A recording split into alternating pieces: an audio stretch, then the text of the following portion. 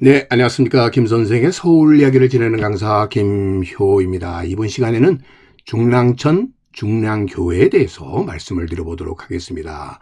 지금 여러분들 이 경조 오부도에도 서울의 이 동쪽 지역에 북에서부터 남쪽으로 흘러서 한강과 합류하고 있는 이 하천이 표시되어 있는 것을 확인해 볼 수가 있고요. 이것을 우리는 통칭해서 이 중랑천이라고 이렇게 부르고 있습니다. 사실 서울에는 35개의 소위 하천이 흐르고 있고요. 그 중에서도 가장 큰 하천에 꼽히는 3대 하천이 한강, 안양천과 더불어 이 중랑천이 되겠고요. 중랑천이라고 하는 것 자체가 이 서울 동쪽으로 가는데 중요한 소위 걸림돌이 되다 보니까 일찍부터 다리가 발달하게 되었고 살고지 다리, 중랑교와 같은 이런 다리들이 놓이게 되었다라고 보시면 되겠습니다. 이 중랑천은 설악산 북쪽 계곡에서 발원을 해서 양주 의정부를 거쳐서 서울로 들어오는 과정에서 무려 14개의 지류와 만나서 한강으로 흐르고 있고요. 현재 이 행정자치구로 볼 때 도봉구, 노원구, 성북구, 중랑구, 동대문구, 성동구의 6개 구를 거치는, 그래서 하나의 구를 나누는 경계 역할을 하고 있는 하천에 해당이 되겠습니다.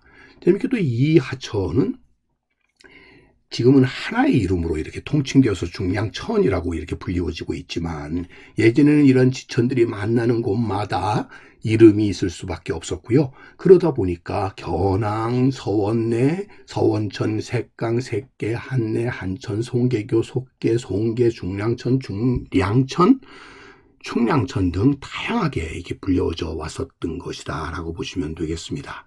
지금은 이렇게 행정구역에 따라서 다르로 불려졌을 때 혼동을 피한다는 하나의 통일감을 위해서 중랑천으로 이렇게 불려지게 되는데, 원래 중랑교였던 것을 중랑교로 이렇게 부르기 시작한 시대부터, 일제시대 강점기부터 중랑으로 지명이 붙여진 것으로 이렇게 전해지고 있습니다. 일찍이 이 중랑천을 넘어갔었던 임금님들의 중요한 행차는 동군으로 가는 길이었었고요.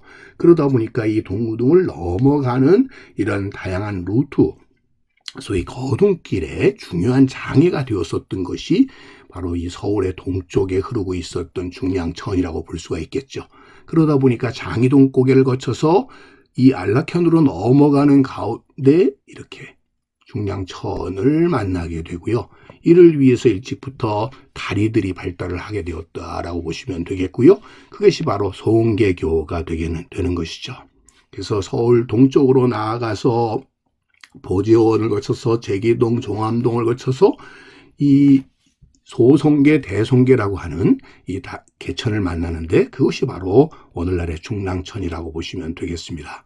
이곳이 여러분들 지도에서 보시는 것처럼 송계교라고 하는 지명으로 이렇게 남게 되었다고 볼 수가 있겠고요. 중랑천에 놓여졌던 송계교가 이처럼 동구릉과 홍현릉으로 가를 때에 중요한 다리구실을 했었다라고 보시면 되겠습니다. 이런 중랑천은 또 다른 이름으로는 속계라는 명칭으로도 사용이 되게 되었었고요. 또 한편으로는 청량천이라고 하는 명칭으로도 사용이 되게 되었다라고 보시면 되겠습니다. 또 도봉서원이 있는 곳에서부터 발원이 되는 도봉천은 이 서원천이라고도 또 불려지게 되는데, 그렇게 됐던 이유는 도봉천과 이 중랑천이 합류되는 지점에 이 서원천 혹은 소원천이라는 이러한 지명에 따라서 붙여지는 하천명이 쓰여지기도 했었다라고 보시면 되겠습니다. 또 노원구 상계동 일대에서는 한강의 새끼강이라는 의미로 새강이라는 말도 붙여지게 됐고요. 한강에 가까운 쪽으로 오게 되면 한천, 한내 같은 한강에 흐르는 냇물, 이런 뜻으로 붙여지기도 했었다라고 보시면 되겠습니다.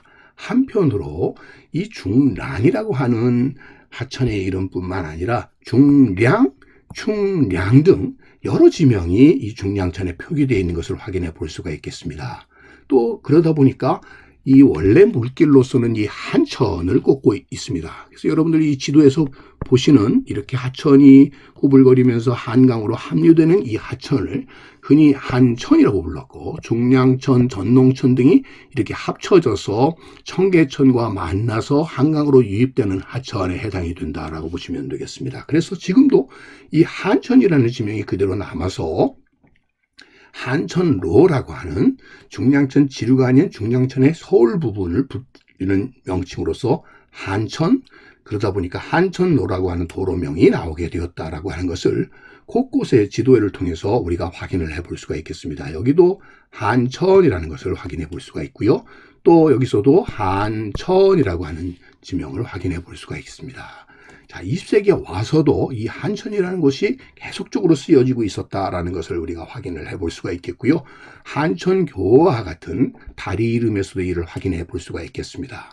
뿐만 아니라 실록을 통해서 보게 되면 이 실록에서도 중량천이 많이 다루어지고 있는데, 여기서는 중량천으로 이렇게 불려지고 있다는 점이 되겠습니다.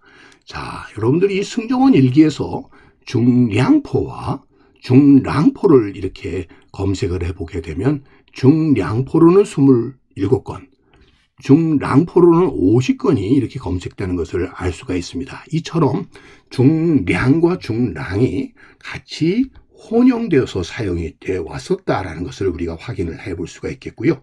그러다 보니까 한동안은 계속 중량포와 중랑천이 이렇게 중량과 중랑이 이렇게 혼용돼 사용되게 되다가 일제강점기에 들어오게 되면서 중랑천, 중랑교로 이렇게 통합이 되게 되었다라는 것을 이렇게 확인을 해볼 수가 있겠습니다. 그래서 오늘날에는 중랑천, 중랑교로 이렇게 통일돼서 행정구역도 중랑구로 이렇게 통합이 되어서 사용되게 되었다라고 보시면 되겠습니다. 자, 이처럼 많은 지천들이 만나서 마지막으로는 최종적으로 청계천과 만나서 이제 살고지 다리를 건너서 한강 하류로 나아가는 오늘날의 이 중량천은 결국 오늘도 끊임없이 하나의 하천으로서 계속적으로 흘러가면서 오늘의 한강으로 3대 하천으로서 중량천이 발달합니다. 오늘은 중량천으로 통일되는 하나의 다양한 한천등에 대해서 오늘도 선생이 말씀드렸습니다.